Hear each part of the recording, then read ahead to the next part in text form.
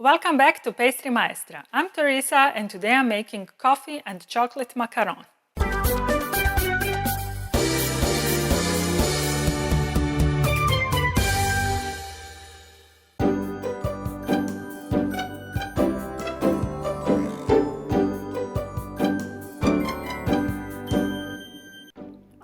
Le macaron. This sweet little masterpiece from France is a serious pain in the you-know-what to make for many pastry enthusiasts. Heck, even some trained chefs can be known to throw the whole batch in the trash. But hey, don't worry, with my step-by-step recipe, you'll be able to ace it every time.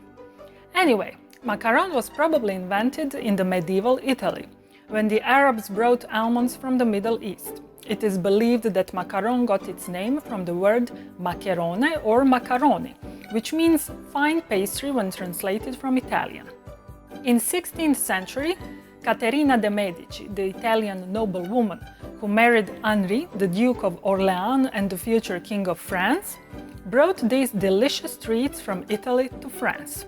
Back then, macaron didn't look anything like today though. They were rough, not much to look at, simple almond cookies. However, the macaron as we know it today, meaning 2 macaron shells and a filling, appeared only recently thanks to Louis Ernest Ladurée, a French miller from Paris. In 1871, his bakery vanished in a fire, but he rebuilt and repurposed it into a classy tea room that instantly became popular among ladies, because they were allowed to come in. At that time, women weren't allowed to come into coffee shops. Imagine that. Bad times. Anyway, Monsieur Ladurée was not the one who invented our beloved modern macaron. It took some 30 or 40 years, but finally, somewhere at the beginning of 20th century, his grandson, a young pastry chef Pierre de Fontaine, came to an unusual idea. He took 2 macaron shells and sandwiched them with some ganache in the middle. Now, was that a stroke of genius or what? Finally, the macaron was born and the rest is, as they say, history.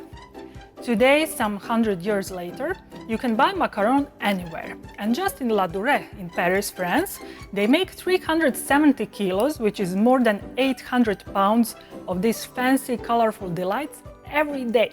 Imagine that. Today I'm using French meringue method for baking macarons, and if you want to learn everything about making meringue, check my post. The link is down below. Now, once you master mixing, piping, drying and baking macaron shells, you will need to make a filling. And as you will see in this video, I prefer chocolate ganache, because it blends beautifully with almonds and coffee. If you wish to use other fillings, like for example crème mousseline, chibouste or buttercream, hop off to my posts. And yes, the links are in the description. There, let's make some yummy coffee and chocolate macaron. As usual, the recipe is on my site, the link is down below.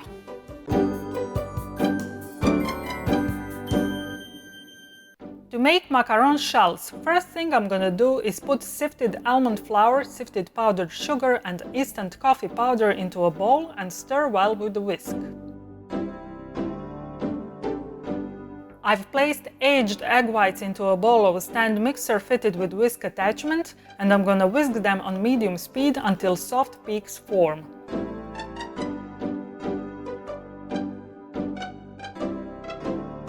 At that point, I'm gonna add sugar gradually and continue whisking for a couple of minutes.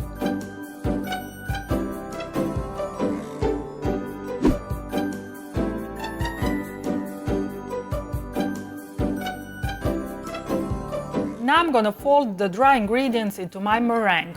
I won't do that at once, but gradually in 2 or 3 steps.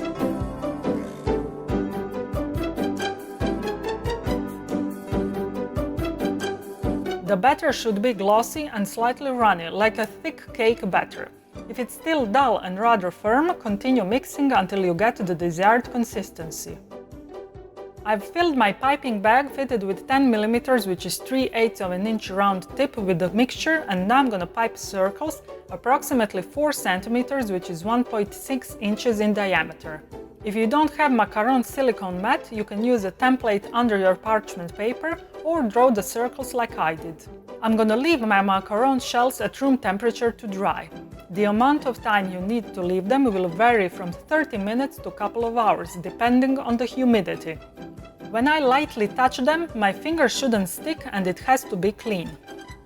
My macarons are dry. I'm gonna bake them in 130 degrees centigrade, which is 266 Fahrenheit, for about 20 minutes. Make sure to open the oven door every now and then to allow the moisture to escape. While my macarons are baking, I'm gonna melt my milk chocolate in the microwave oven. I'm gonna pour the cream that I've also heated in the microwave over melted milk chocolate. And I'm gonna stir until uniform.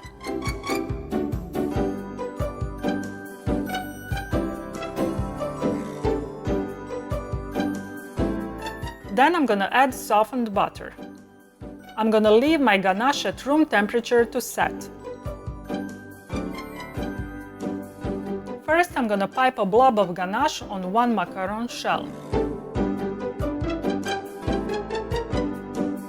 Then I'm gonna sandwich with another macaron shell.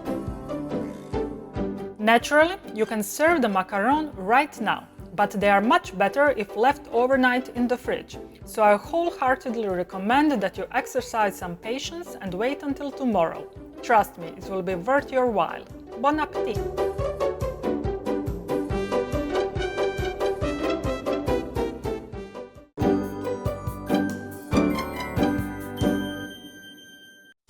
Oh baby, you are so sweet, so delicious and yummy, so good to eat. I wanna lick you, feel your sweetness on my lips. Forever and ever, you'll stay on my hips. I'm Teresa. Thanks for watching my video. I hope you liked it. If you want to stay in touch, follow me on Facebook, Twitter and Instagram, and of course, visit my site where you can find elaborate posts with lots of pictures, additional information and recipes that follow my every video.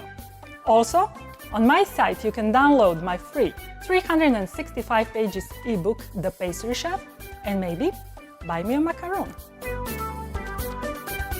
If you think that I've earned it. Now, before you go, please hit the like button and subscribe to my YouTube channel. That really helps a lot.